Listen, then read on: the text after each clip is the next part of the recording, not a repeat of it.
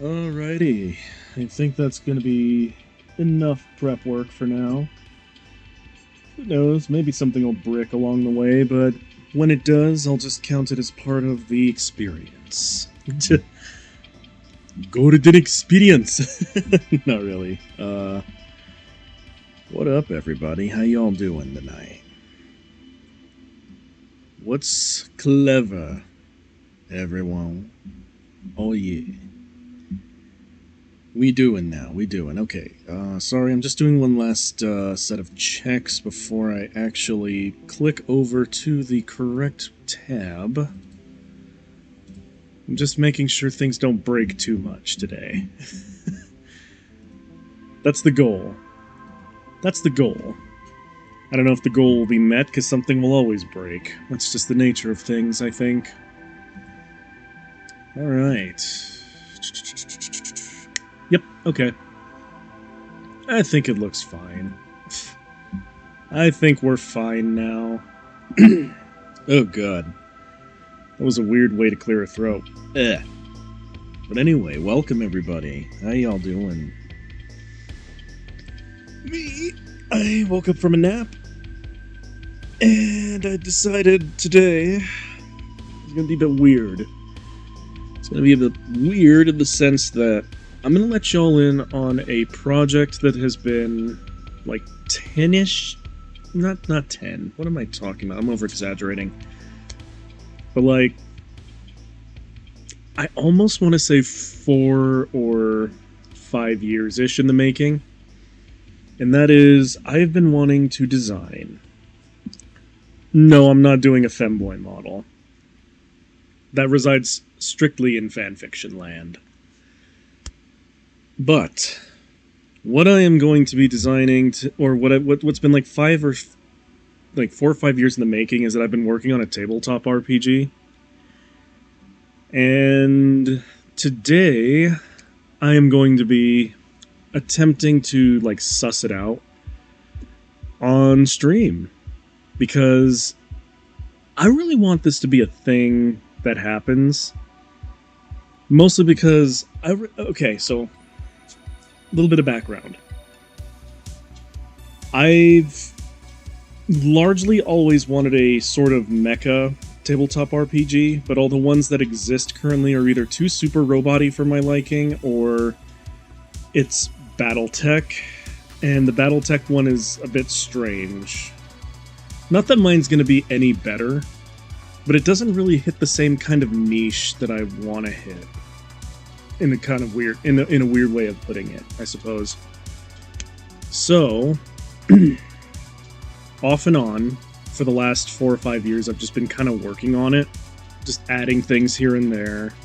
I showed it to maybe 2 people, and I never really got any feedback from them for it. But I'm going to try and suss it out a little bit more today. Maybe do a little bit of artwork for it while we're doing this. I put it in the art category because I don't really know if designing a tabletop RPG counts as art or not. So there will probably be art at some point tonight. I just needed to make it sort of clear about what's going on. Susamogus. Nah. No. Anyway, without further ado, I should probably just bring up the Google Doc that has my project on it. And at some point, what will happen... Well, hang on, let me just get the window cap going. And let me move myself over a little bit. See, we're not going to draw just yet, so I'm going to change the window for just a moment so that you can see. Nope, not that one. Where is it? Google Doc. There it is. But for some reason it's not showing.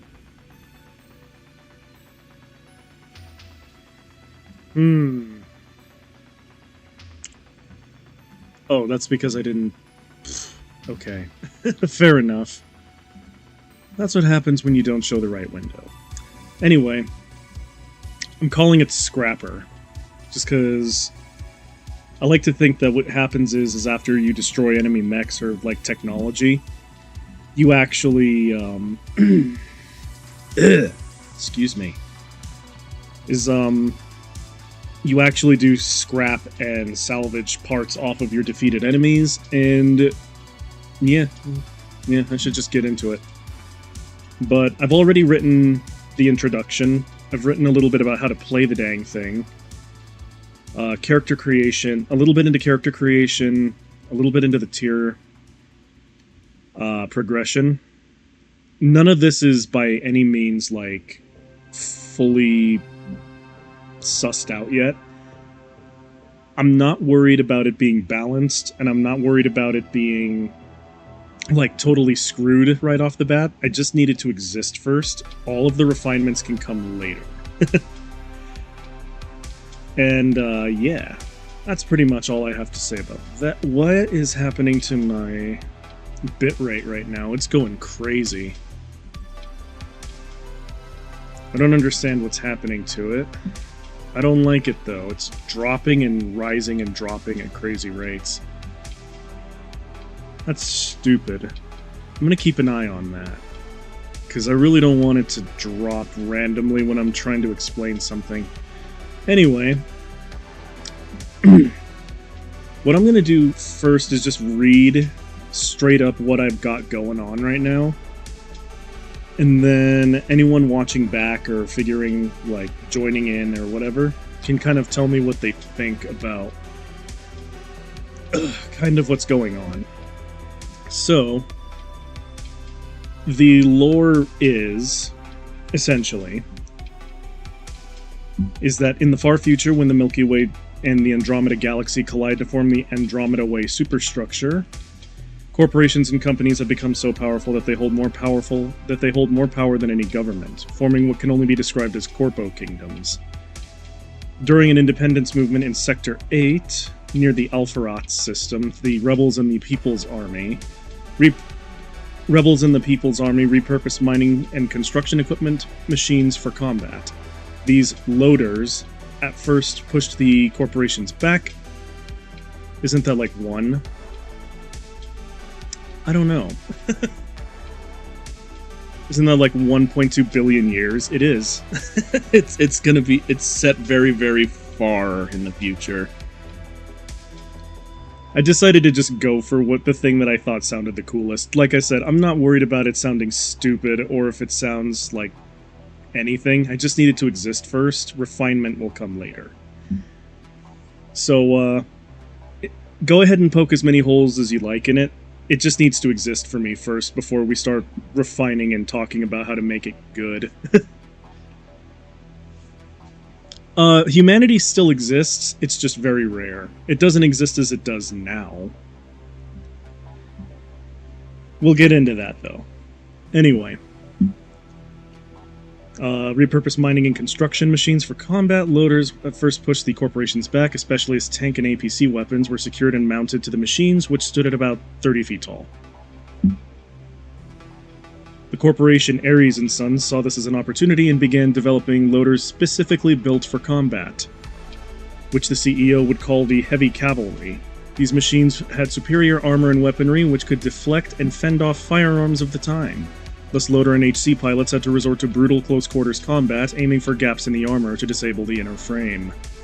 The war ended after 100 years with the People's Army scattering, but with the veiled threat of, so long as one of us stands, 10 more People's Army will rise in our place. And in some ways it did pan out that way, though not as the People's Army would have wanted or expected. 5 houses broke away from the surviving soldiers, and they formed the Pirate Coalition, who hid in an asteroid belt between Jupiter and Mars, forming a republic of raiders among the stars. 3 generals left to form a mercenary company known as Haven, and they take part in any job presented to them for the right price. And 1 visionary general who was able to set up a base in an area of unclaimed free space, formed the Federation of Freedom, who carried on the tenets of the People's Army, but instead of the utopia the People's Army promised, the Federation would become a nation who truly rewarded merit in trade. And even into this new era, called the Second Dark Age, combat between heavy cavalry and loaders remains brutal melee affairs, with firearms being used for smaller, less armored vehicles, with only specialized firearms designed to purposefully take out HCs and loaders being costly and expensive. Alright. Let's see, there's also an AI race that I made, where at around this time the galaxy also saw a rise in a people known as the Halcyon. I'm not going to read all of that. What you need to know is that they're basically the Geth. I wanted the Geth from Mass Effect to be a race that you could play as. I know, shocker, the robot wants a fucking robot race. There are the descendants of humanity called the Silica, the Starborn... The Silica and the Starborn, I should say. Silica are basically a silicone-based race that look like fish people, and the Starborn look like gray aliens. They're human descendants. Humans as you know them today are kind of going extinct. But the meat and potatoes of why I wanted to show this today is how you play the damn game. This is the part that I'm the most worried about getting right, but I wanted to make it so it uses a D6 like pool system, almost. I wanted it to be simple enough to pick up and play, but not so simple that people who value like actual tactical depth would get bored after a while. So, well, we have 20 feet tall, 900 pounds. That could be one of the mechs that appear in this game. Could be. Could be. I won't say much more about that, though, because I haven't actually designed any mechs yet. I've just been making rules for character creation and stuff like that. So the way that you play this is it uses a D6 system. So what you do is you roll a number of D6s equal to your attribute and any skill's proficiency, which counts as an automatic success, and you compare it to the difficulty of the test your GM gives you. Simple enough. When you're rolling, 4s and 5s count as one success in your dice pool. Rolling a 6 counts as 2 successes. And your GM can do something kind of nasty called a catch, which is what happens when you roll a 1. And when you roll a 1, it could count as a single success if you're willing to take a disadvantage, or your GM wants to put something kind of on your plate for later. I give an example of what a catch is like later, but you have 3 attributes for your actual like player character that don't translate over into your mech. Your mech has a little bit of separate rules for it, but I haven't gotten to that yet. I might be designing some of that tonight, who knows. But your character themselves has physicality, sharpness, and presence, which dictate exactly what you think they would. Physicality does toughness, strength, and constitution. Sharpness is your intelligence, knowledges, wisdom, manual dexterity, specialized skills. Your presence is all about social skills, so charisma, intimidation, social gravitas, that sort of thing. Everything's rated on a scale of 1 to 10, which would decide your dice pool. And everything is kind of on a 1-to-1 scale, so if you have a physicality of 1, that's just 1 dice you get to roll. But if you have one of like 2 or 3, that's 3 dice in your dice pool that you get to roll. But you also have skills, and depending on your degree of training, those count as sort of like automatic successes that go towards your end result after you roll your dice. So you can have everything from untrained all the way down to ace, which is a 0 to 5. And then your skills are actually stuff like divvied up by what governing attribute they have. So you have strength, melee weapons, toughness, constitution. You got intellect, sleight of hand, survival, ranged weapons, carousing, intimidation, stealth, attentiveness, which is basically perception. or a character's insight, however you want to use it. I'm leaving them a little bit vague because I think it would be better for players to be able to articulate and like come up with creative solutions to things. So they're a bit vague,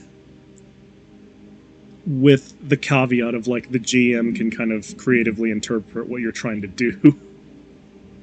Now, this is the part that's a little bit weird for me because I probably didn't calculate it out as best as I could have. But like I said, I just need it to exist first. I can get into the actual crunching later. But difficulty thresholds. Given everything that I've just said, I like to think that difficulties work like this. If something's a routine task, then it should be a +0. It's almost borderline impossible to fail this. You'd literally have to try to do anything regardless. You'd literally have to try to fail it. So it's like pouring a glass of water or walking in a straight line. And then you have stuff that's easy to do, but you could probably fail it if you're stupid and or not trained in it. Average is, yeah, this will give you a little bit of difficulty, but it's not going to really screw with you unless you really roll poorly. Hard, I mean, this is a task that's probably going to set you back a little bit. Probably something that requires a little bit more specialized knowledge, something that requires... I mean, you get the idea. It's a hard task, and nearly impossible. Unless you have very specialized skills or are really, really good at what you do, or have insanely stupid bonuses, I don't expect anyone to pass a nearly impossible test. And even then, these are all subject to change, but the way that you pass a check is you have to beat the check by at least one success. If you meet it or go under, you fail it. And if you roll at least 1, that's where catches come in. And catches are sort of like I said, it's a success, but with a catch. So, the example I give here is, you attempt to persuade an information broker for additional information, but only meet the difficulty 7 check. So you rolled a 7 on a 7 difficulty check, and you fail. But during the check, you did roll a 1, and so the GM comes up with the following catch for you, if you choose to accept it. The broker will sell you the data you asked for, but only if you agree to a mission of his choosing, or you're on the hook for a single favor that the broker can call upon at any time they wish. And if you accept that, the 1 will count as an additional success to push your 7 successes into 8, making you pass. But you're now on the hook for something that the GM can either bring in right now or later. Another example I like to give for catches, weirdly enough, is say that you're trying to stop a train, and one of your guys, who's normally like the tech guy, say, tries to stop the train using like the brakes on it, rolls and fails, but has a 1 in there. The GM can then say, okay, well, I'll give you that extra success so that you can pass the check, but you're going to flip the train, injure everyone aboard, and there's a potential that you'll destroy every piece of the cargo that you were supposed to be transporting. So, you can technically succeed. It just comes with a consequence. I don't know if that makes any sense at all, but that's the basics of the system. It's dice pools plus attribute addition. It should be very straightforward in terms of how it works. For combat, I don't really want to add like infantry combat, like small scale person to person combat, because that kind of defeats the point of what I want to do with this. But I did add some rules for it in case players really want to do that.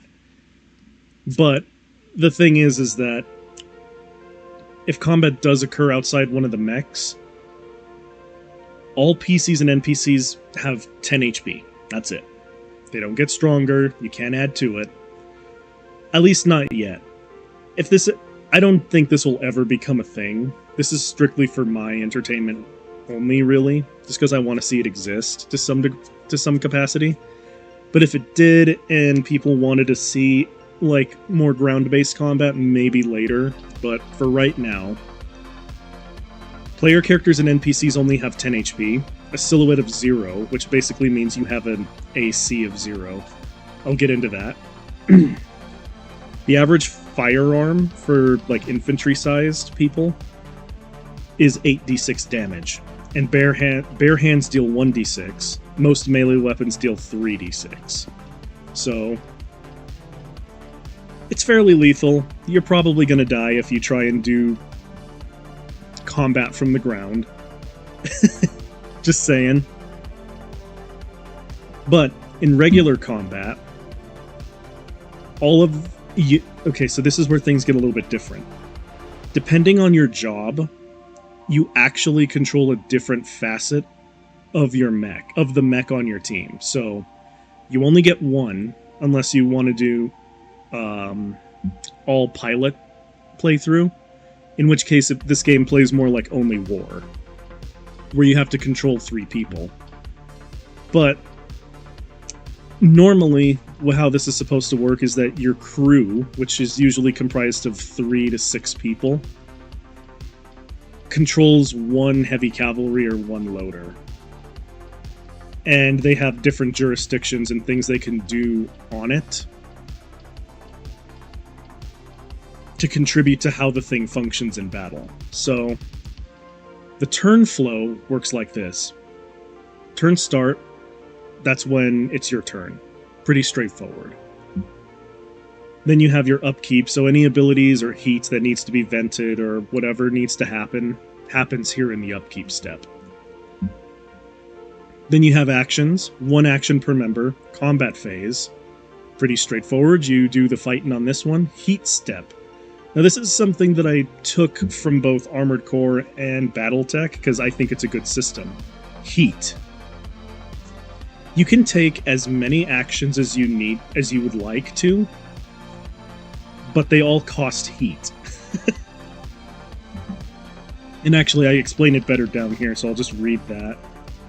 And then, once all of that's done, you end your turn. And outside of your turn, your crew gets 1 reaction per round. So it's not 1 per crew member, it's you guys decide which one is more beneficial for your team, basically. So 1 crew, 1 reaction. That's how it works. For actions, all actions cost heat to perform. There are certain actions that are free, but most of them cost heat. If you run your heat too high, you risk rolling on the errors table, or the failures table, which can lead to anything from your HC or loader shutting down, or exploding due to multiple failures or errors. In addition, your crew only gets 1 reaction per round of combat. For the specifics on this, and I'm probably going to change these up later, but in broad strokes, the 3 classes are pilots, operators, and engineers, and they each have their own, thing they can do. In terms of a reaction, but they also get more reactions that they can probably use depending on where they're at in their progression. But reactions work more or less the same way they do in D&D. You can initiate attacks of opportunity if your enemy moves out of range of any equipped weapon you have on your machine. Yes, that means firearms as well. And you only get 1. If any of your crewmates have actions or reactions they can take at reaction speed, they may activate abilities or reactions or actions in this way as well. But like I clarified earlier, that's just kind of how it is. Let's see. I separated each heavy cavalry and loader into damages that it can take before it's disabled. So, to destroy them, you either have to target its engine or engine cockpit or take out both of its legs so it can't move. Physically speaking, they're separated into the head, the torso, right and left arms, left and right legs. Pretty straightforward. When a part is destroyed, the HC alerter loses functionality in that part, and the mech may suffer more catastrophic damage depending on what was there.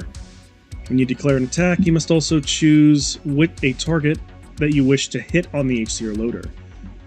When you do so, you first need to beat the mech's silhouette. Now this is where I talk about silhouette a little bit. Silhouette is basically your armor class. So, it's your armor class and your damage rolled into one. So, an opponent basically needs to beat your silhouette to do a minimum of 1 damage. But any successes over the silhouette number deal extra damage. You can think of it as sort of your AC and how much damage you're going to take rolled into one. I give kind of a clunky example here. I'm probably going to need to refine it later, but the damage is... Okay, let's see. Let me just keep reading in order. Otherwise, I'm going to confuse myself. This is already getting kind of confusing, but screw it. Let's see. When you do so, you first need to beat the mech's silhouette, also called Sil on the paperwork. Then, for every success over the silhouette number, you deal damage equal to that number. The damage is then reduced by the component's armor rating. So armor is your flat defense. Equipped weapons also have a value called damage, which is the pool of dice you get to roll during the attack. So, in addition to your skills, your weapons also add to a dice pool that you get to roll to determine how much damage you actually do. You also raise the enemy mech's heat by a percentage based on how much damage you dealt. So, say you deal 10 damage, you're raising the enemy mech's heat by 10% when you smack into them with something. Just something to think about. And like I said, I gave kind of a clunky example here. I'm probably going to refine it later, but it gets the point across. But the example is, Mech 1 has a silhouette of 5, you have a melee skill of +3, and a weapon that has a damage value of 9, and you roll 8 successes against it. So that's 5 successes on the roll, plus 3 from the melee skill. So like I said, your weapon's damage value lets you have a dice pool of about 9, and you have a melee skill of +3. So you get 3 guaranteed successes, and you got 5 successes on your dice. So, Mech 1 also has an armor of 2 on its right arm, where you've targeted. So you've dealt 1 damage to the mech's right arm, and you increase its heat by 1%.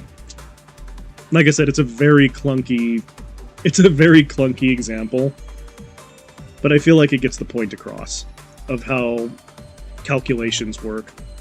I'm gonna have to find a way of explaining it a little better than that later on down the line, but for now, that's how it works. Here's the part that I had the most fun writing, actually. Heat, errors, failures, and malfunctions. Heat goes up by a percentage depending on the actions you use. You can use as many actions, abilities, attacks, gadgets, etc. that you like within the boundaries of your... I should change the wording on that. Let's see. That you have available actions for. There we go. Sorry, I had to just make a quick amendment there. That you have available actions for, but the chances of you overheating increase the more actions you take. Your heat vents at the start of your upkeep step based on your heat sinks and radiator. I should clarify heat sinks and radiator. So heat sinks, radiator. Well, I should put radiator first, because heat sinks is and how many of them you have. Let's see, radiator. There we go. And how many of them you have. There we go. Errors and failures. Whenever you take too much heat or take double the damage of your total silhouette, you will roll on the errors table. The more you roll on the errors, failures, or malfunctions table, the easier it is for your HC or loader to suffer an error. And you will start to accumulate a pool of d6s. Each time you are forced to roll on the errors, failures, or malfunctions, add 1 to the dice pool of the d6s and add the results together in order to determine what errors or failures you will suffer. Otherwise, unless otherwise stated, always start on the errors table and do not roll on the others unless you roll a 6. Errors are small minor damages done to the HC or loader that affect its performance in small ways. Failures are critical damages that greatly harm your machine and will require extensive repairs. Malfunctions are the worst things that can happen to an HC or loader and represent conditions or system failures that can lead to permanent damage to the HC loader or its pilot. Below is a table, 4A. And like I said, this is kind of where I had the most fun writing this, and yeah, it's probably going to need a little bit of refinement, but I feel like it'll actually pay off when you actually see what's going on here. But basically, table 4A is your heat threshold. And it starts at 10%. At 10% you're safe, 20% you're safe, 40% you're safe. But at 50%, this is where things start getting a little dangerous. So you need to roll on the errors table. If you go up to 60, you roll twice, 3 times for 70, 4 times for 80. If you go all the way up to 90, you roll on the failures table. At 100%, you roll twice on the failures table, and your HC or loader shuts down until the heat goes below 50%. Just in case you needed to have a little bit of perspective on how dangerous it can be once you get above 40% heat. So, I want players to do as much as they can within the scope of their capabilities. I also want them to kind of be a bit scared of using too much, because they could start destroying their own machine. But here's the errors table. One of them is, so the only time you'll get a safe result on on any of these rolls is on the errors table, because it's small stuff. Small stuff, relatively speaking. So it's either safe, your armor is scuffed, but nothing happens. You can have a reaction gyro compromised, which reduces your silhouette by 1. Targeting lens compromised, you get a -1 to roll against enemy silhouette. Failure is when you hit 6. That's when you roll on the failure table. You can suffer a heat anomaly, where you take 5% extra heat every turn. You could have your armor compromised, where you reduce armor by 1 on the damaged location. You can have equipment damaged, where you lose the use of all equipped weapons and gear on the damaged location. Another armor compromised. Ammo or fuel explosion. Take damage equal to the weapon located on that arm. Lose all equipped ammo there. If there was a melee weapon equipped, destroy it. And I'm going to kind of change it from arm to location on that location.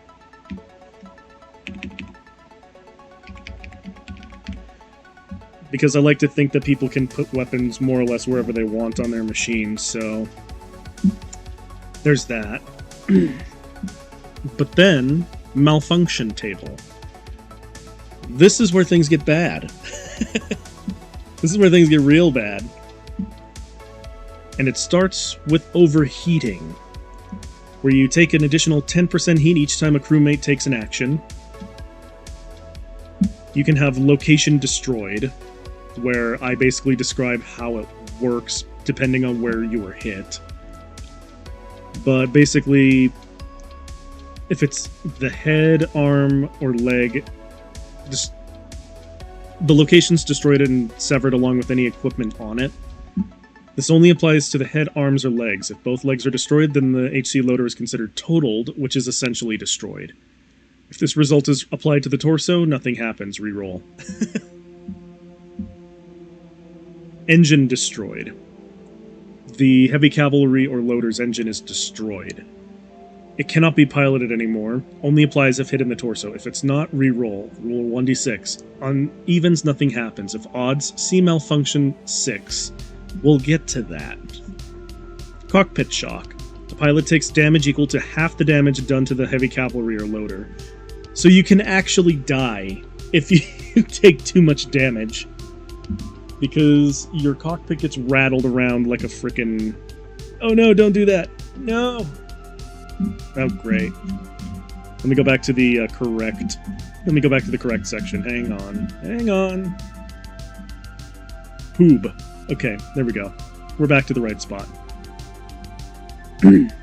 So yeah, you can actually die if you get your cockpit rattled a little too hard. That's what that's meant to represent. Cord out. The cockpit is destroyed, the pilot dies. On the bright side, you could still salvage the HC if you get a 5 on the malfunctions table. If you get a 6, boom, is what happens. And the HC/loader's core engine goes critical and explodes. The HC and loader and the pilot die in the resulting explosion. You don't get to salvage that one. I mean, actually, you probably could. However, it's probably not recommended considering how absolutely screwed everything else is on the mech at that point. For character creation, I started on this, and this is kind of where I left off before I stopped working on it for a long length of time. Or like working on it more in-depthly, I suppose. But to create a character, you can choose to either random roll your attributes on a 1d6 per attribute, or you can assign a standard array of 3, 2, 1 to each. You count as a novice in all of the skills that you... in all skills. Oh wait, I should say... Wait. Let me go back real quick. Let me go back... Okay, I should say you count as untrained. Because otherwise, everyone's a novice, and it kind of makes the untrained thing a little bit pointless. You count as untrained in all skills before all other considerations are made. After that, you must choose between human, starborn, silica, or halcyon, which will give you a trait and 1 skill. Then you will choose a background, which will give you an additional skill and a trait. After that, you choose a job between pilot, operator, or engineer. And after that, you and your crew must assemble a HC/loader. I could probably simplify this later and just say mech. And then just keep heavy cavalry and loader as like a in-universe term, depending on how you choose to build it up, but I'm going to deal with semantics later. You can choose between one of the presets, or you can build your own, and your crew also chooses a support vehicle, which will be where your operator and engineer base out of while supporting the pilot. So that's another thing that I wanted to kind of touch on with my project, is that only the pilot actually controls the mech. But the operator and the engineer affect how the mech pilots and how it works. So think of it this way. All 3 of you are controlling one epic character, that epic character being the mech itself. And your abilities, all 3 of the members of the crew, play into how those abilities actually work on the mech itself. So the engineer can activate all of the side gadgets that are on there, or like side gadgets and sub-weapons. The pilot actually works to pilot the machine itself. So he's the one responsible for doing evasions, dodges, using the weapons that are in the machine's hands and back. And the operator actually does all the electronic warfare, spotting, activation of medical protocols inside the machine, that kind of thing. Excuse me, I needed to hydrate a little bit. I'm doing a lot of yapping. But in addition to that, you can also choose, if you don't want to do like the individual roles kind of thing, what you can do is do an all-pilot campaign where you focus more on each player having their own individual mech. And if you're going to do that, each player makes 3 characters. And since they're really brief, small things, aside from their class, you can just make 3 characters, and then you build the mech yourself instead of consulting the other teammates, because why would you? You're a one-man crew, so you are fully responsible for your own machines. And your support vehicle will have a capacity of 4. So you'll have enough room for 4 mech units. Although the crew's quarters might be a little bit cramped, that shouldn't be much of a concern. Some people can sleep on the floor. You will take control of all 3 characters, and you will count as 1 crew for the sake of initiatives in turn order. So if you choose to do the all pilots route instead of doing the each person does a role route, you will instead count as 1 crew that's manning their HC or loader or mech. Now, all of this is just character creation stuff where you get a race, you get a background, and you get your job. But what I wanted to point out before I actually start working on all of the other things is that advancement is done on a lettered tier system. And the higher you get in this tiered system, you get some form of ability, and you get the ability to select traits at certain points. And I'm going to make a full trait list, because essentially what's going to happen is that it works like New Vegas, where you get specialist stuff, but you also get to pick your own things from time to time. So, all of the classes start at 0. That means baseline. This is just where you are when you start out. This is what happens when you begin the campaign. You all kind of suck. You get 1 ability and you're barely holding everything together. But then you can go all the way up the ranks from the minus, flat, and plus categories, all the way up to S+, where you basically become one of the best pilots in the Andromeda Way structure. The Andromeda Way superstructure.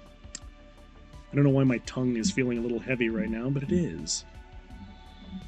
And so far, all I've worked on is 1 class, and that is the pilot class.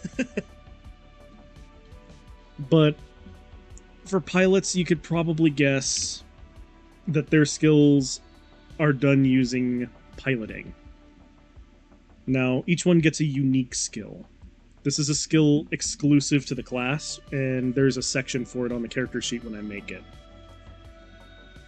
But I also point out the responsibility. Responsibilities are basically what jurisdiction you have when you're customizing the mech itself. So pilots have authorization to change armor, frame parts, weapons, that sort of thing. So really surface level stuff. But operators have authorization to change the fire control system, central computational systems, and sensor arrays. I mean, again, pretty straightforward, and everything they do on the HC allows them to use their tech use to get things done. Engineers have a trade, which is basically their ability to work on the machine to any degree, way, shape, or form, however you want to put it. Excuse me. I'm getting really, scratchy-throated because of how much I'm yapping. Excuse me. But their basic responsibility is to change the generator. I should put radiator. I'm going to change gadgets to radiator. Let's see, because gadgets are covered on equipment. And actually, I'm just gonna put equipment. There we go. Miscellaneous equipment. Miscellaneous equipment. There we go. Fantastic. And I think that's where the thing stands right now. So you could do venteat, overclock, mitigate, reroute, hardpoint calibration. Wait, why does this use a separate font? What the frick? Why did it just change to... Wait, why did it do that? Stop that. I said stop that. Why you do this? I needed to actually change...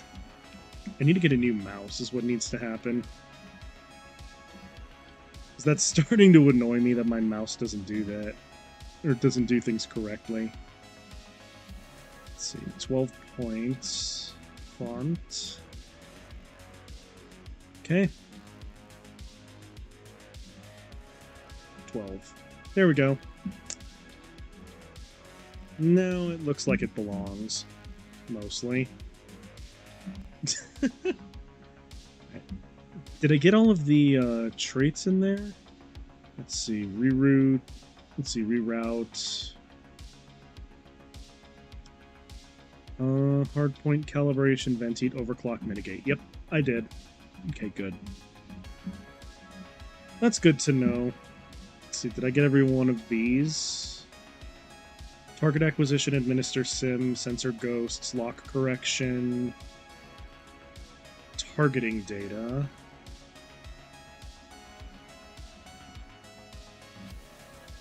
Okay, yeah, I did. Managed to get all of them. Nice. Now... I need to do specialist. I need to do the specialists for the other classes. But I don't think I want to just do all of them right now. I'll probably take one of these as a... I'll take one of them as a format. And then just sort of work back based on what traits they use. And I'll go ahead and do operator first. I guess. Let's see, copy. Operator. Since operators need to basically be the spec ops. Let's see, how did I organize it above? Okay, so there's a line there, but... Excuse me. Okay, so literally it's just this. So I need to highlight... Oh, come off it. If I have to, I'm just going to use my keyboard. Because I don't want to deal with... I don't want to deal with all of that nonsense. Let's see. I'm gonna copy it. And then I'm gonna... Let's see. Copy it, go down here. No, too much. Why have you done this? Okay. Nope. Control Z. There we go.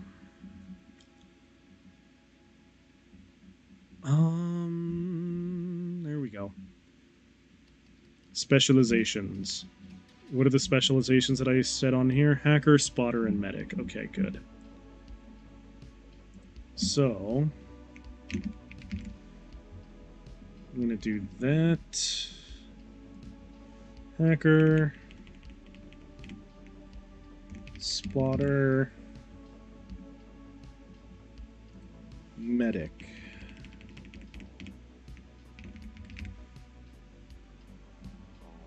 And now I need to think of abilities that they can use. That's more or less... What did I just do there?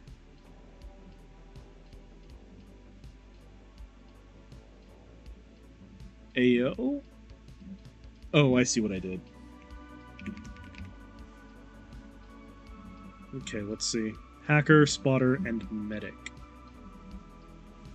I need to come up with traits that more or less match 1-to-1 in terms of utility, but from the other roles that exist. Since I'm using the pilots as sort of a baseline. So, I think for the hacker, the entry trait should be something interesting. So, parry stops an incoming attack from happening as a reaction. Okay, I think I have an idea. I have an idea for what the entry trait can be. And I'm going to call it Seize.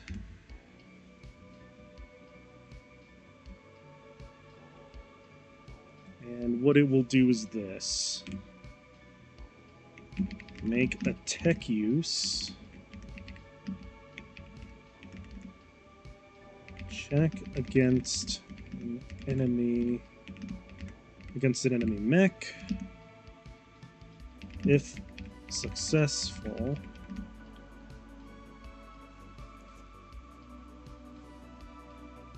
target one location on the mech. Oh no, wait, I know how to write this in a way that's less clunky. If you succeed, disable all functionality of any equipped weapon equipment on one location of your choice until the start of your next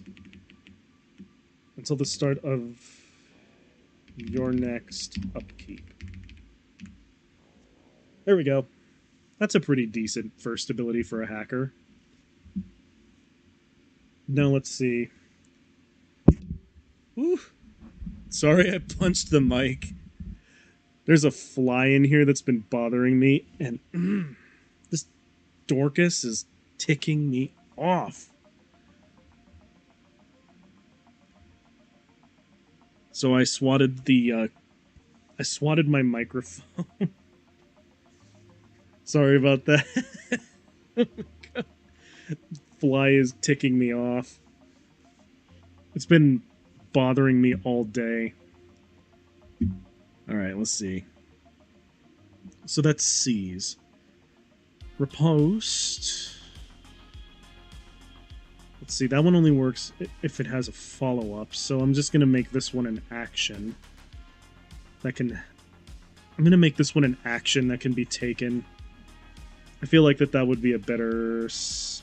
I think that would be a better thing to do. Also, why does my bitrate keep doing that? Hang on, I'm going to change something real quick. That's actually starting to bug me. I'm going to go on my second band. So if the stream drops, you know what happened. I'm just trying to make sure that I go on a connection that's a bit more stable. Oh god, how scuffed is this? My stream is on the verge of crashing. There is a fly in here that's ticking me off. And I'm jankily trying to make a tabletop RPG. Alright, let's see. Riposte can be... Or rather, the ability that would probably be a...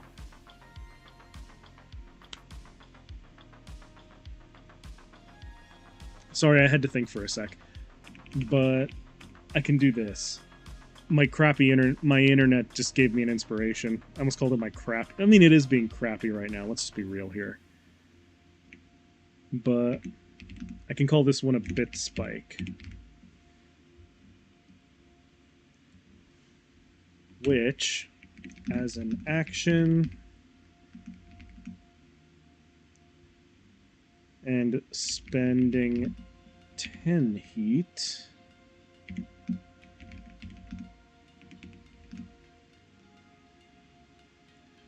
whenever an enemy attempts an electronic attack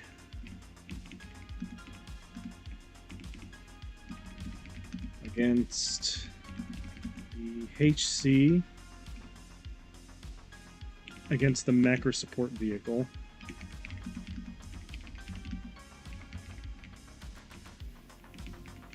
against the mech or support vehicle, counter it.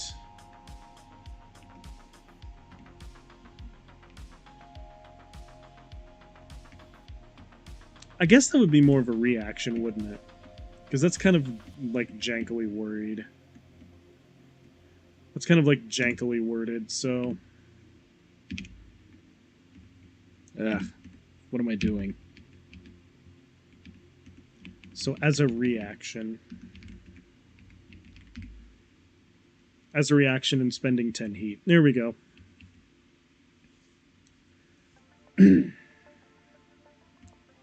Let's see.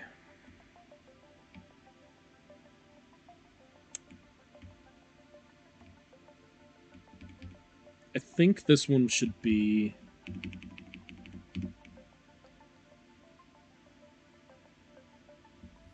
Let's see, targeting Scrambler.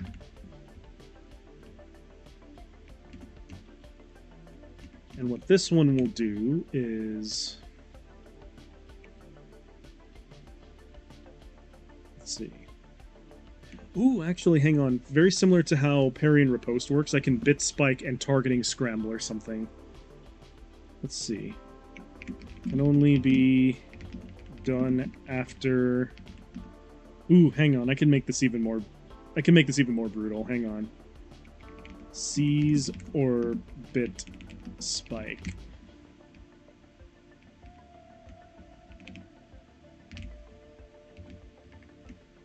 And actually, I'm going to remove the heat requirement for this, since C is the one that's going to require heat to pull off. As a reaction, whenever an enemy attempts an electronic attack against a mech or support vehicle, counter it. And prevent its activation.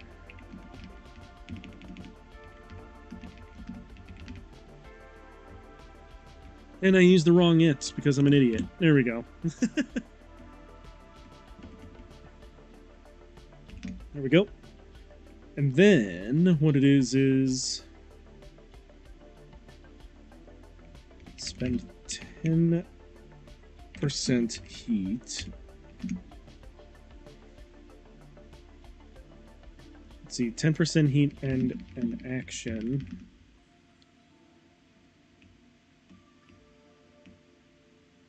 Spend 10... Okay, hang on. Spend 10% heat. Skip your next action. You disable a targeted locations. No, wait. The next time the target you specify declares an attack on a targeted location, you may move the target. You may move the location somewhere else.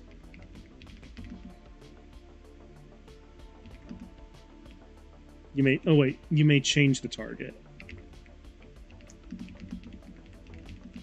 From one location to another. There we go. That's pretty cool. Let's see. The next one could be...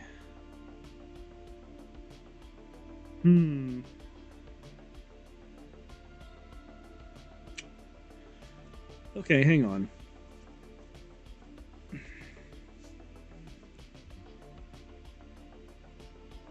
I feel like for the hacker, something should be a bit mean at this stage, at like B. So... I think...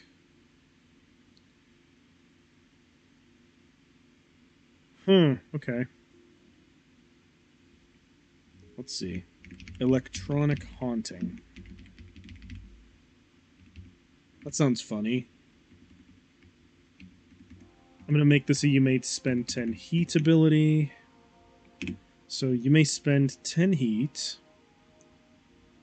to momentarily take control of one target location on an enemy mech until the end of your turn. The target may resist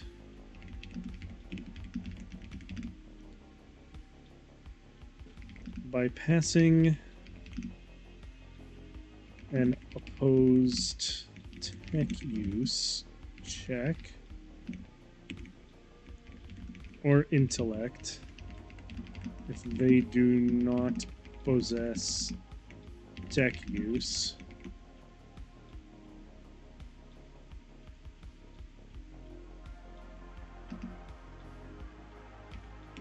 And suffers no ill effect on a successful check.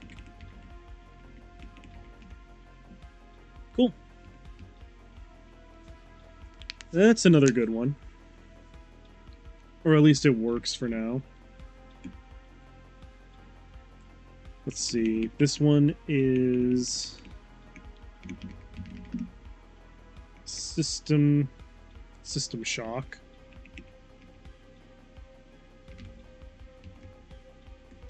Let's see. System Shock. Let's see. After performing any electronic attack on an enemy, you may spend an additional 10 heat. 10% heat. If you do,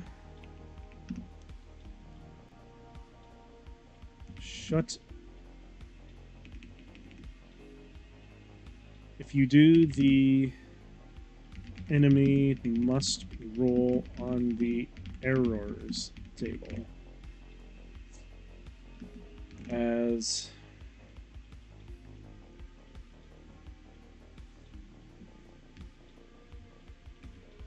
on the errors table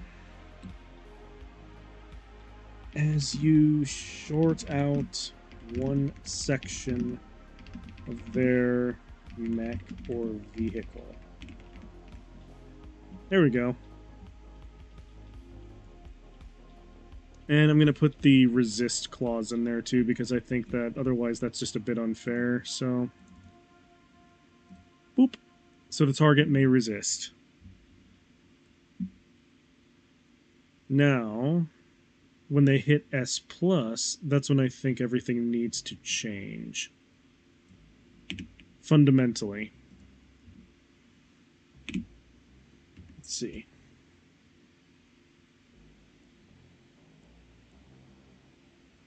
Oh boy. Flies are obnoxious. Let's see. S plus should be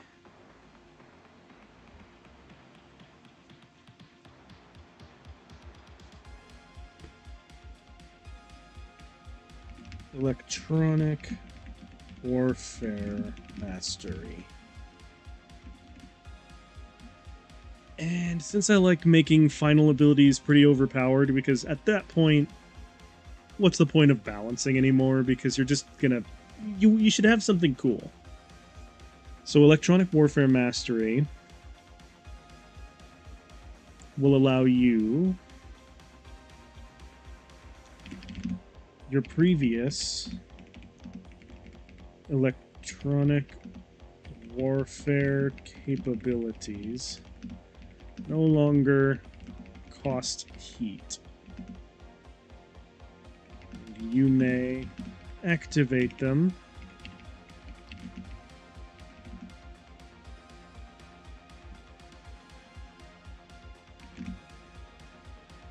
let's see.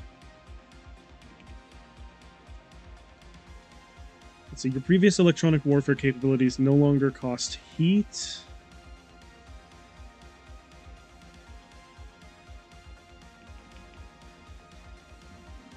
And enemies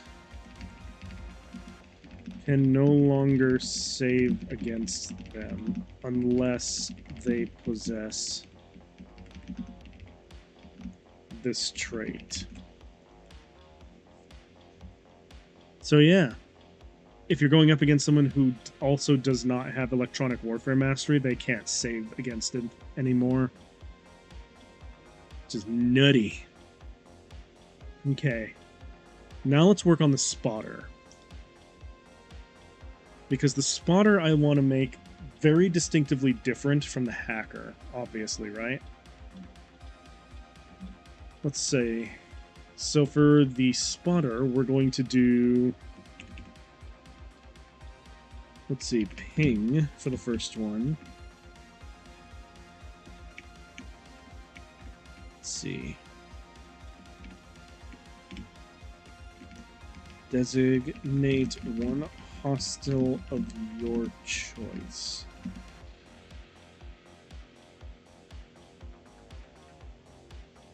Any friendly unit targeting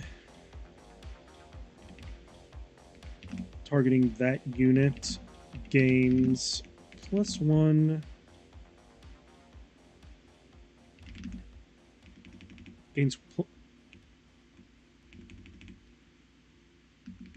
adds your tech use to their attack damage roll. There we go. Let's see. Second is identify.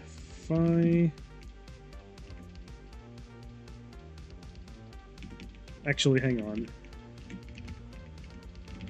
Telemetry. Let's see, telemetry uptake.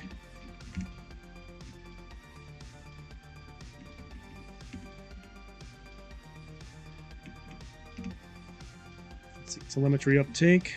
If your pilot would miss an attack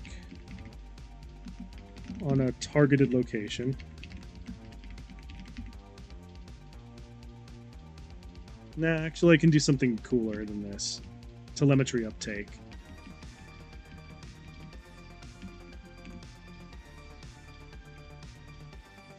Let's see.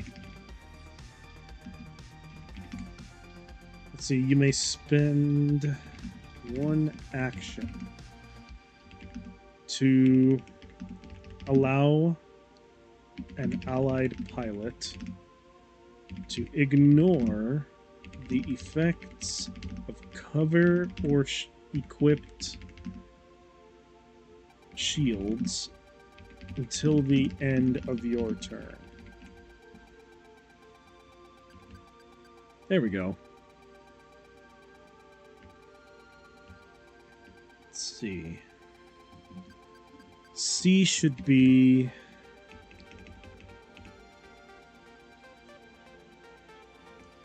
Let's see, C should be environmental advantage.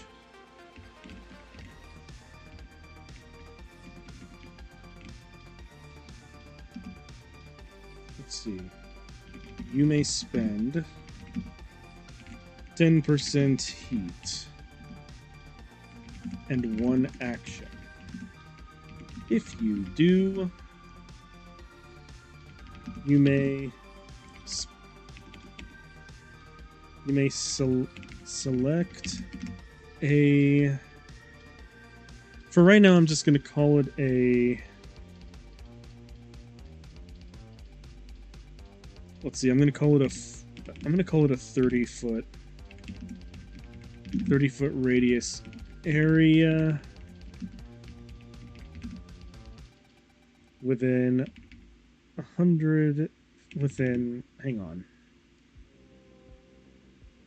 Screw it. We'll just say within 50 feet of the mech. If the pilot maneuvers the... No, I'm going to make it more simple. Let's see. Friendly pilots in that area gain plus X to their silhouette, where X is your current tech use skill training.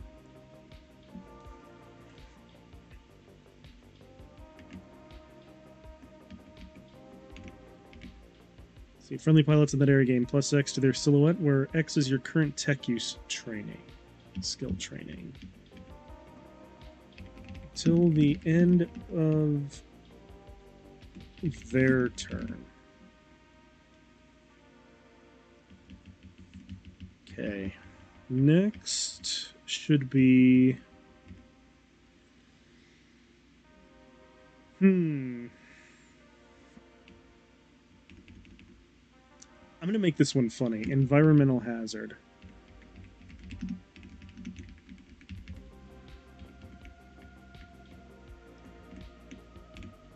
Let's see.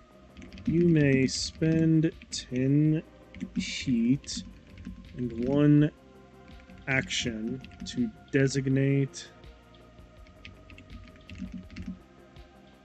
one part of the terrain near an enemy unit.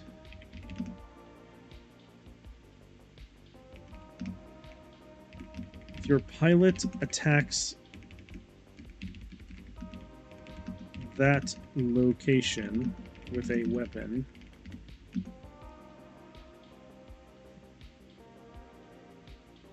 no, I could just say, if your pilot attacks that location, they will deal 1 environmental damage to the adjacent enemy and make that location difficult terrain. There we go. That's a cool one.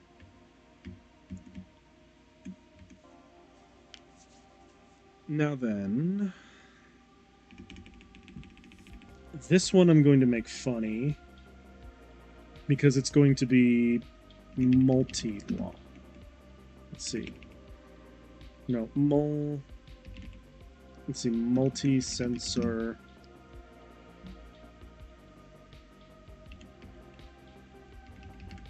Multi-sensor toggle.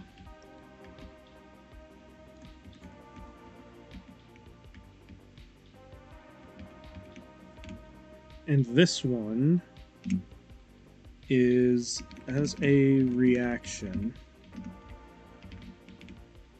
You reveal any stealthed units around the mech or support vehicle. Let's see. You reveal any stealth units around the mech or support vehicle in a 100-foot radius.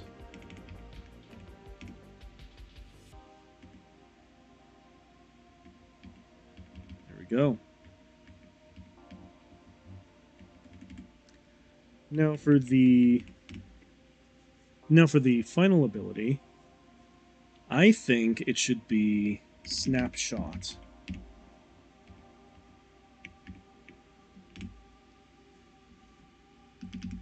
And Snapshot, I like to think, works like this. Let's see. You may use your action to prepare your pilot. You may use your action to prepare your pilot to make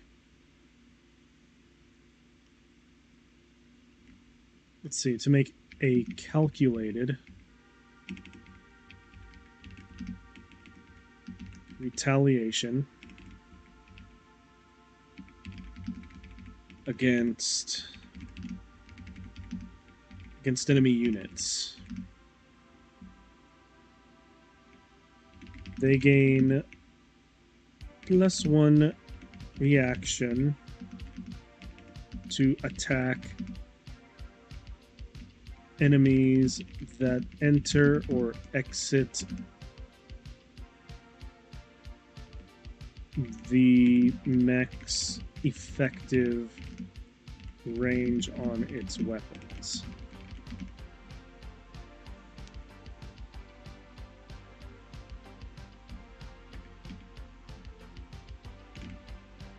They gain +X extra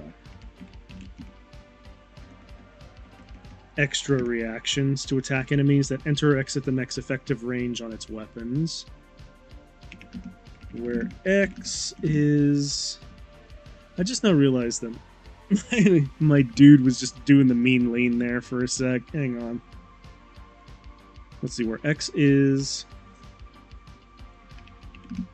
your total tech use training level. Alright, neat. Yeah.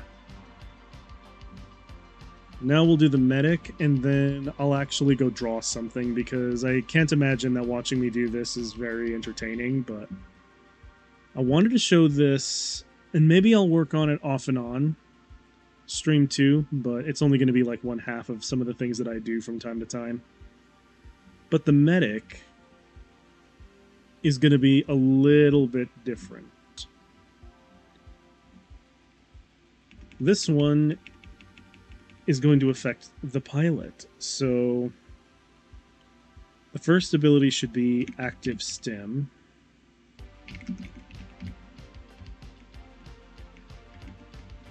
And active stim is, let's see, deal 1 damage to your pilot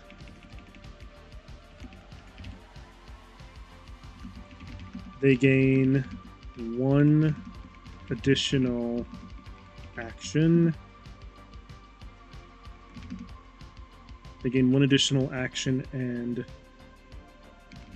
reaction. Nah, they just gain 1 additional action this turn.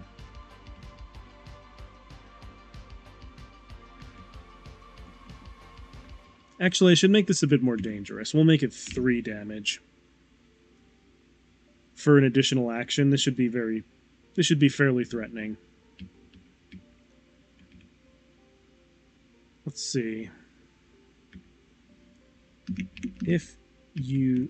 No, I'm not going to add any additional clauses to it, because if they use it more than 3 times, the pilot ODs and dies. So that's enough of a penalty right there, I think.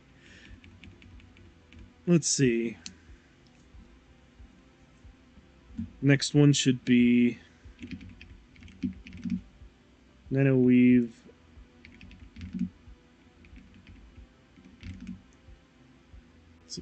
Nanoweave wound closure mesh.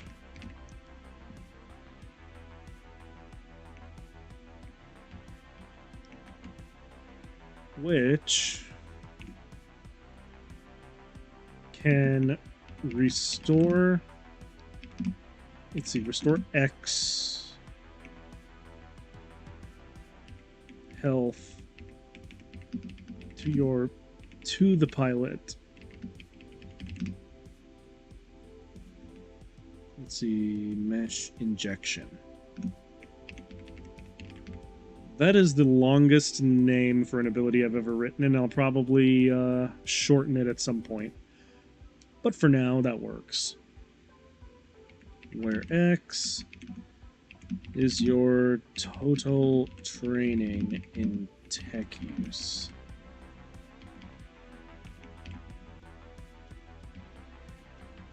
There we go.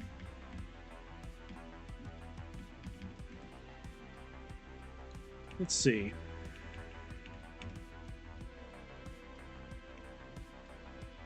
Let's see, neurotransmitter.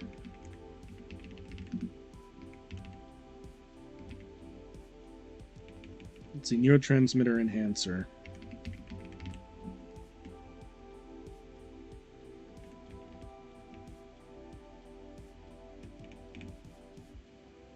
Let's see.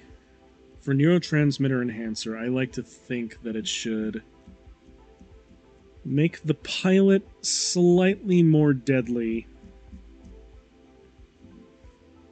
when actually piloting the machine. So it should work like this. Let's see, roll a tech use check and spend 10% heat.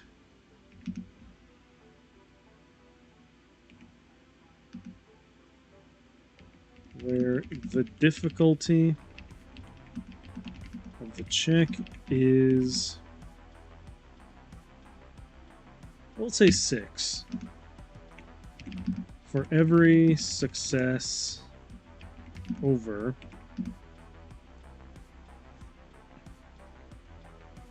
let's see, for every success over,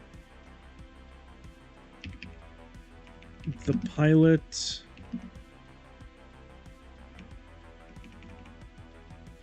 let's see, your pilot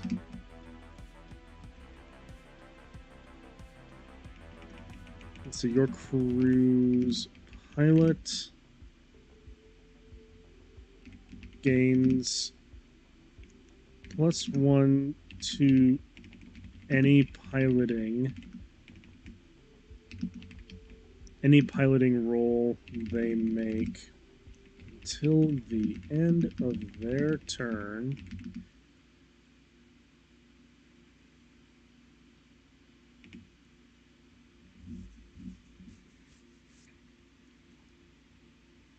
Yeah, okay, I think that actually just works as it is. Music, you ended. Why have you done this?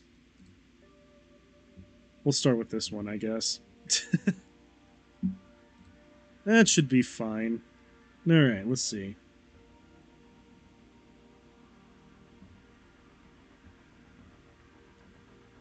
Now the next one should be... Let's see, the next ability that we make should be... Let's see, slow twitch fiber activation.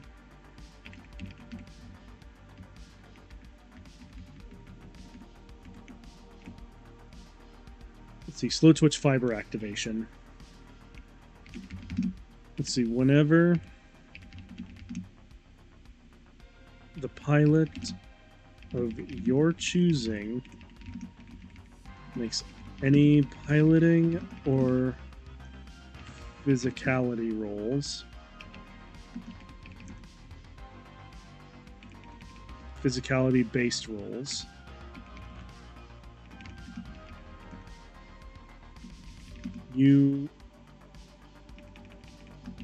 They may add your tech use to their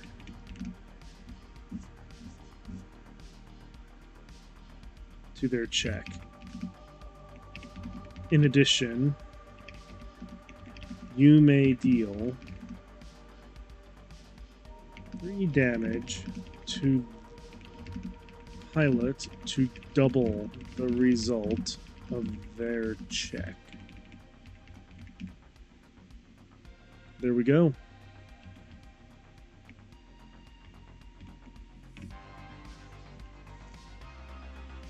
Let's see. Synaptic recalibrations. No, synaptic recalibration. You may spend 10, not 120, Jesus Christ. May spend 10 heat and 1 reaction. Let's see, you may spend 10 heat and 1 reaction.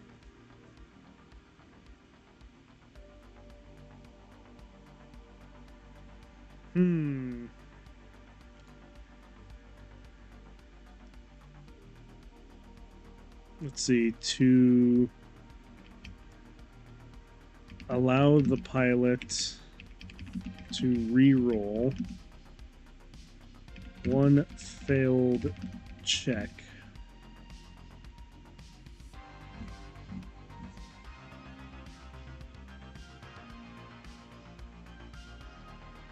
They made this turn.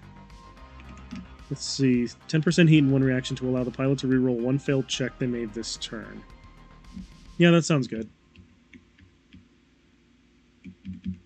Let's see. And the last one is... You know, just as a joke, I'll just call it Uber Charge. I'll change it later, but... I'll change it later, especially when I actually try to go and refine this, but for right now it serves the purpose to describe what's happening. Let's see. Uber Charge. Let's see. All members on your team gain 1 additional action, reaction, and double movement until the start of your next upkeep.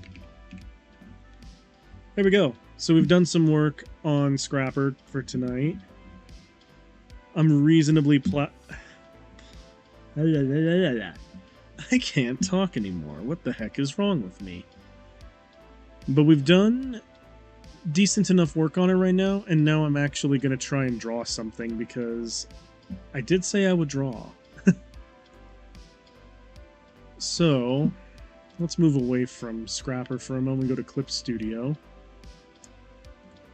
Thankfully, everything saves automatically, so there we go. Now, in relevance to how this is going to work, how this is going to look, I might as well try and draw what a mech from the setting looks like. I feel like that would be a good idea, so I'm going to just do that real quick. And hopefully hopefully my Clip Studio doesn't do anything janky or really stupid. Let's see. I'm going to attempt to draw a more dynamic pose, so let's see, neck actuator can come down like that. But, let's see. The actual chassis is going to come kind of like this. I'm sorry for spending most of the time in the Google Doc, but I wanted to share my project with y'all, just so that you can see what I'm doing. Let's see. Now it's going to go down kind of like that. And the front is also going to do a this. Let's see, I'm just getting the bare bones basic shape in, but I think the gist is made perfectly clear as I continue to draw. That I want these machines to be a little bit more, I don't know, more like grunt mechy instead of like super robot-y.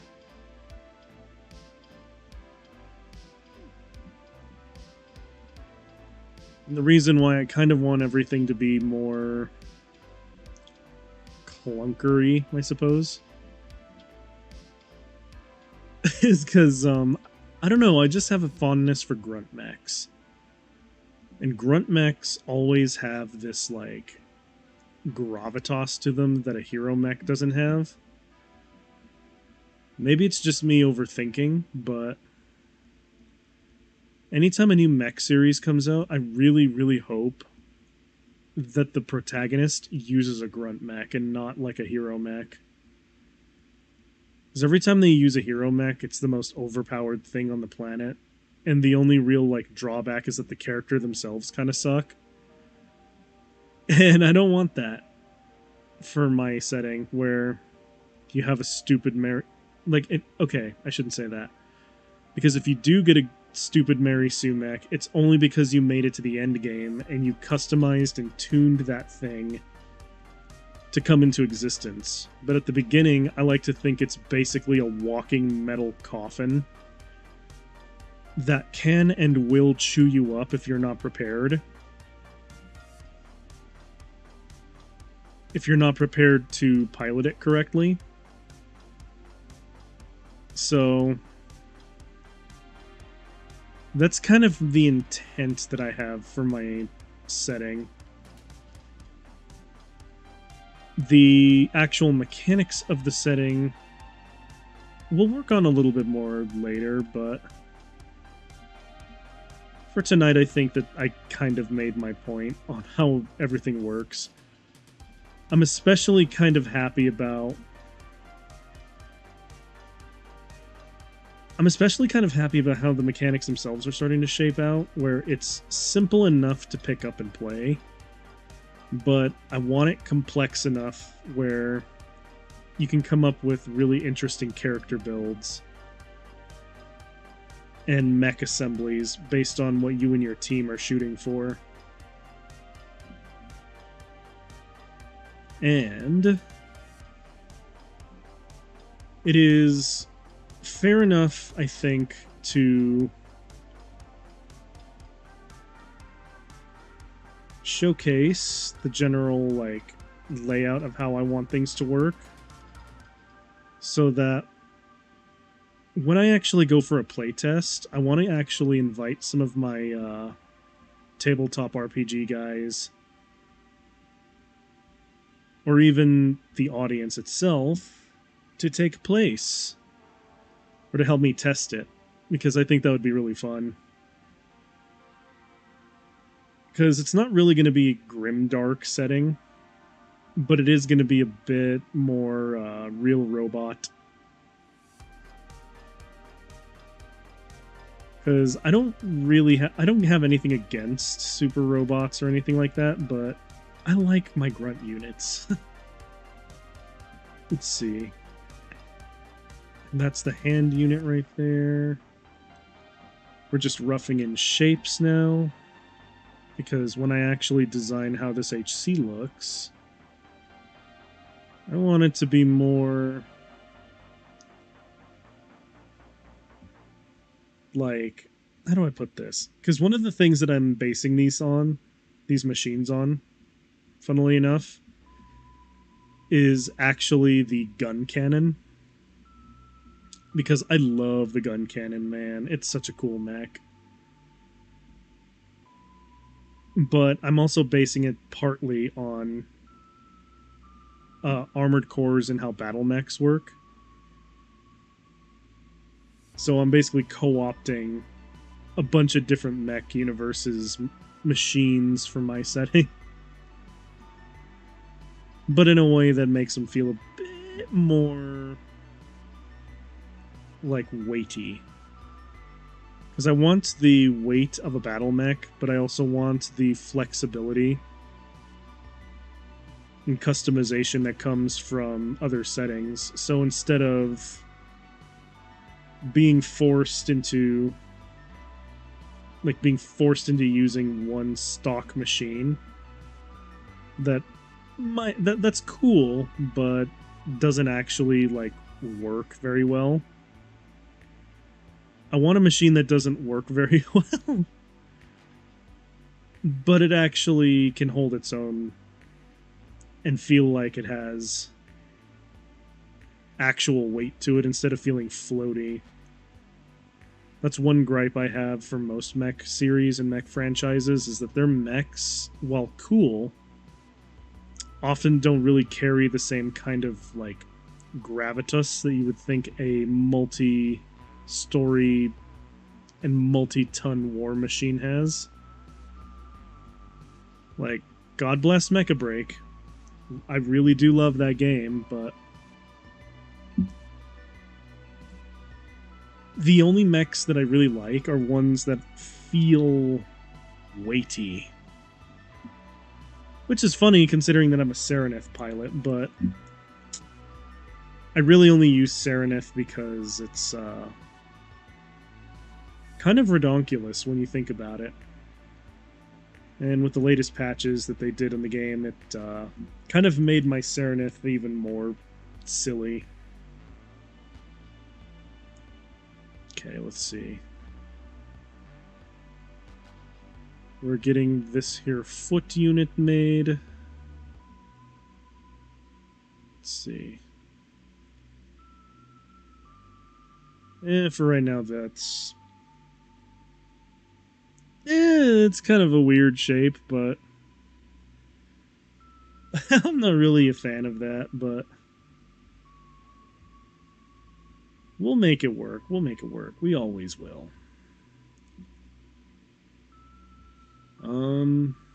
What else can I say about my project that I haven't already?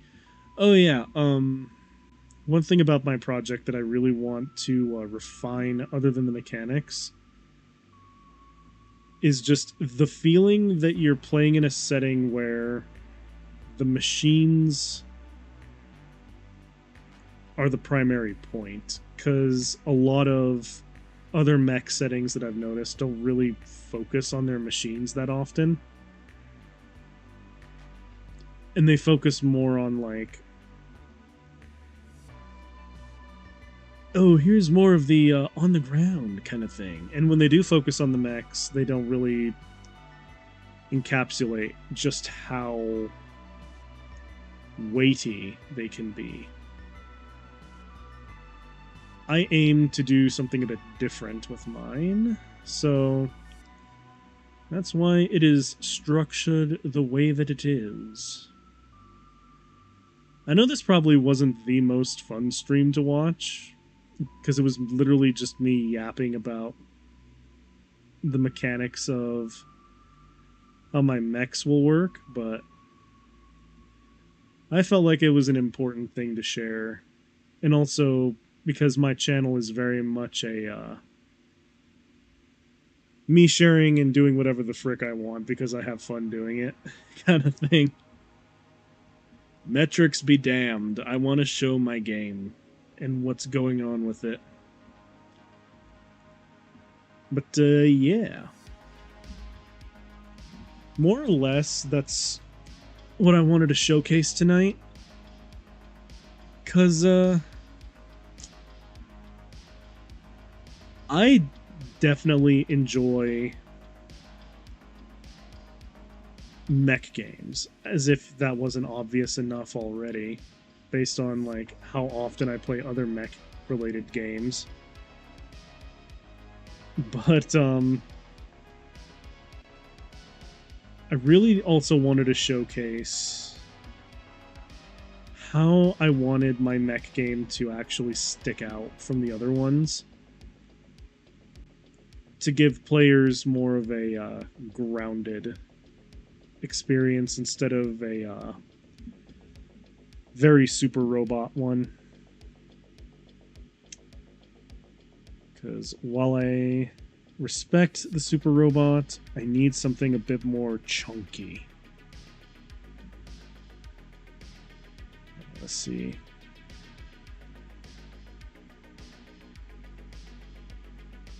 That's more of like a rivet gun. And then I like to think that the other hand is more of like a heavy lifter claw, I guess. So that's also me being kind of lazy and not wanting to draw another hand. So this hand is actually going to be a like claw.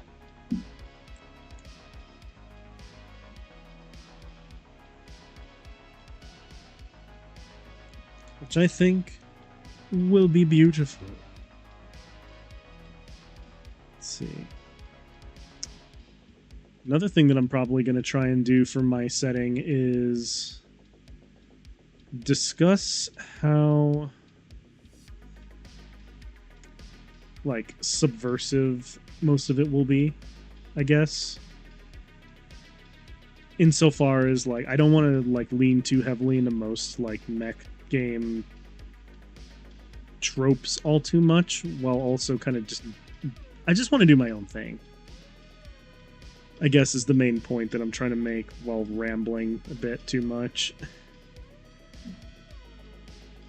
And trying to go my own way with it is very much a challenge of not just finding things that I think are interesting to implement, but also trying to figure out ways that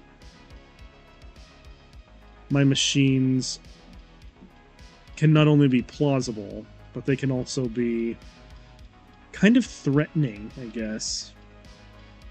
Let's see. On this side, I like to think there's a large autocannon on the shoulder. Let's see, this thing will have a rivet gun, an autocannon on a shoulder.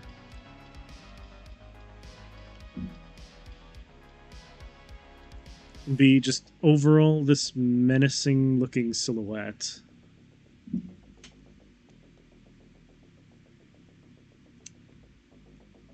I'm not really going to have much time to draw this out, but I think y'all are getting the idea of where I'm going with this. I also wanted to kind of mention that I want to do something cool to celebrate the fact that I hit 100 followers here on Twitch, but I don't know what to do, really.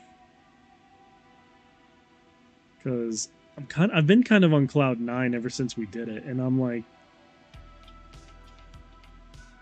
yeah, I had the little party / celebration in my heart over this, where I was like, let's go, we've done it, we did the thing, we're kicking ass, we're doing awesome. But I'm not really entirely sure what I want to do to, like, celebrate it. I also understand that, like, 100 isn't really big in the grand scheme of things. I just don't care.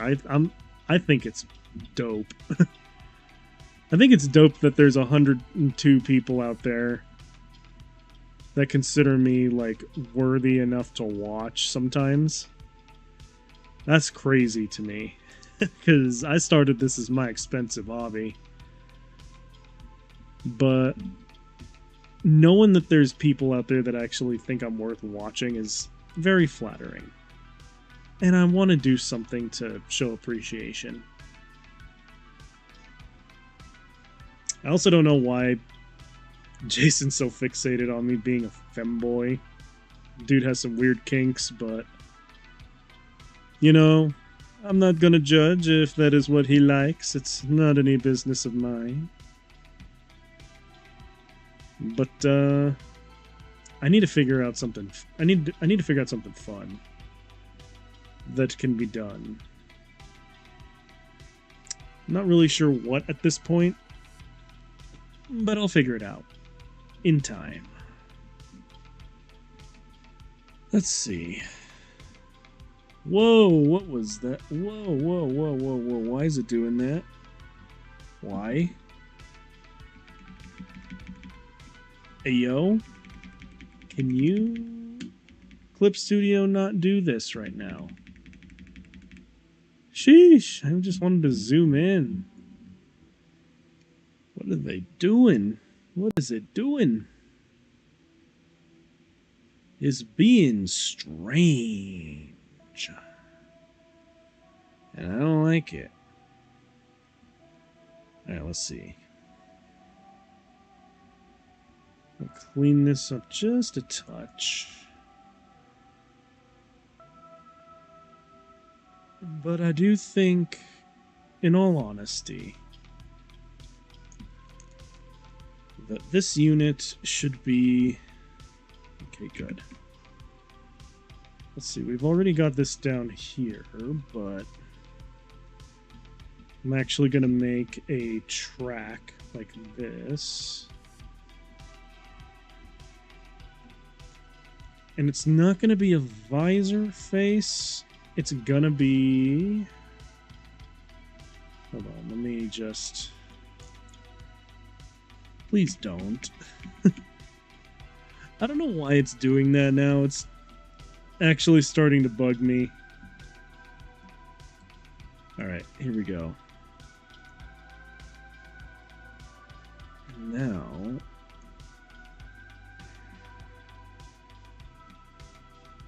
Sonny, Jim, Bob, Joe. Why are you doing this?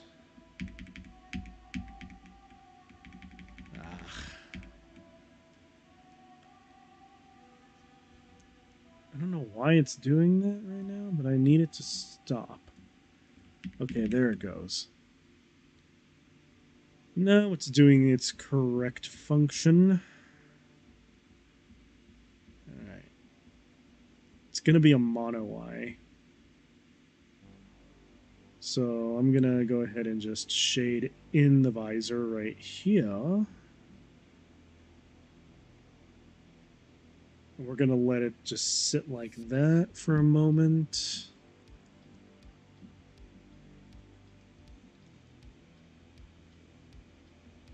Let's see. Next, we do this.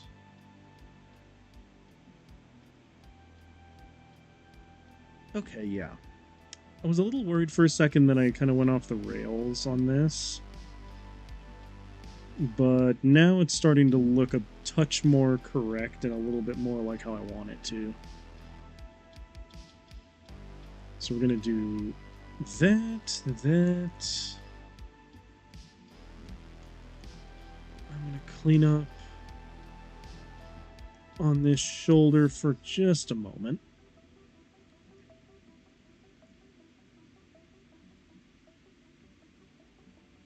There we go, just a touch.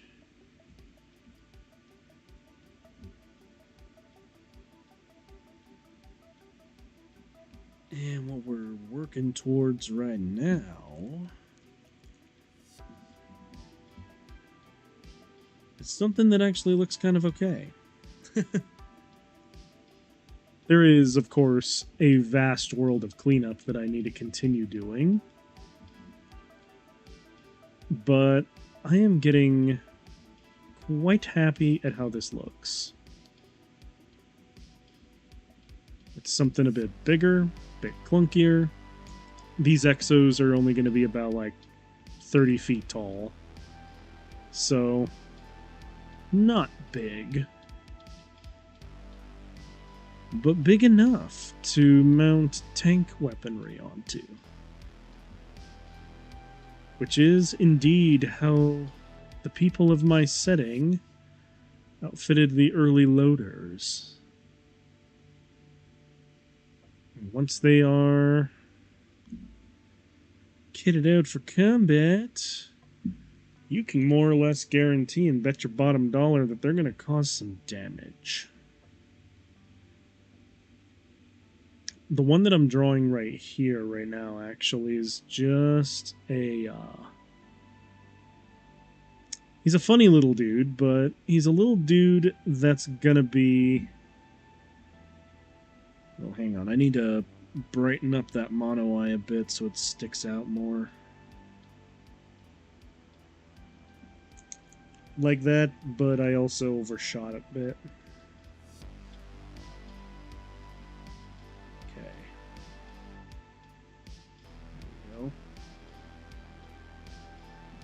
There we go. Got a mono eye going right there. Honestly, the legs look kind of fine. I just need to make them maybe a touch chonkier. Maybe just a touch chonkier. Who knows?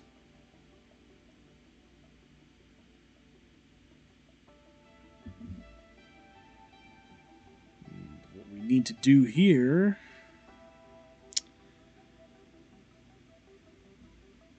is just flesh all of the basic geometry out, and we're pretty much good on... We're pretty much good on where I'm going to leave off for tonight, because tomorrow's where I go back to playing games, and I'm actually looking forward to doing more MechWarrior 2, because we left off on a very interesting spot, and I just want to see where the story goes at this point. I'm probably already past the time frame, though, where Shadows of Kerensky is going to take place, because I'm still doing the Rosalhague campaign. But I think it'd be pretty cool to see where we end up whenever Shadows of Kerensky actually drops. Now let's see. Now I'm going to refine the torso unit a little bit by making it just a touch slimmer and giving it more of a skeletal frame. Because if there's one thing I like about mechs from some settings is when they look a touch more mechanical. And a lot less, like, dude in a suit look, almost. Don't get me wrong, the dude in a suit look is fine. But I also just really love how mechanical some machines can really look. And that's what I want to go for here. So we're just going to go ahead and plop this component right there.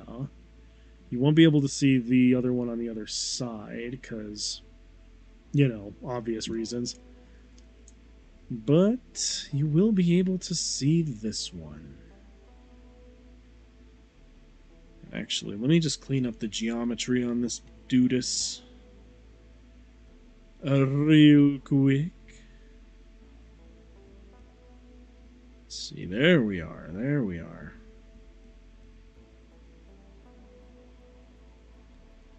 There we go.